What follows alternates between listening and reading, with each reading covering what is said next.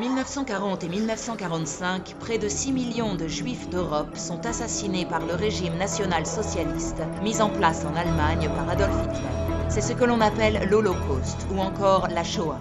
Le génocide des Juifs est l'un des 3 génocides reconnus par l'Organisation des Nations Unies. Ce crime contre l'humanité est attesté par une masse de documents de toute nature, émanant des nazis eux-mêmes et parfaitement explicites sur leurs intentions. Du reste, que ce soit dans des discours publics, des entretiens privés ou diplomatiques, Hitler n'a cessé, avant et pendant la guerre, de dire sa volonté d'éliminer physiquement les Juifs. Dès la fin de la guerre, nombreux sont les rescapés ainsi que les bourreaux nazis qui relatent les processus de destruction des Juifs dont ils avaient été les témoins directs ou les acteurs. Depuis 70 ans, des milliers d'ouvrages savants et de publications scientifiques ont consolidé notre connaissance des crimes commis par le Troisième Reich.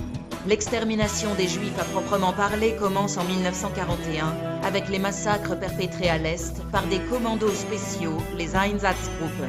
Puis le régime hitlérien décide d'étendre l'extermination à tous les Juifs d'Europe. C'est la solution finale. Les Juifs sont traqués et acheminés de force vers des centres de mise à mort où ils sont, dans leur écrasante majorité, assassinés dans des chambres à gaz, puis incinérés dans des fosses ou des fours crématoires.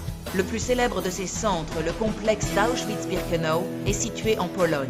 Il a été le théâtre de l'assassinat industriel de plus d'1,1 million individus, hommes, femmes et enfants. Ce n'est qu'à la fin des années 1980 que l'on a commencé à utiliser ce mot pour désigner la démarche de ces faussaires de l'histoire, la plupart du temps issus de l'extrême droite antisémite qui nie la réalité de la Shoah.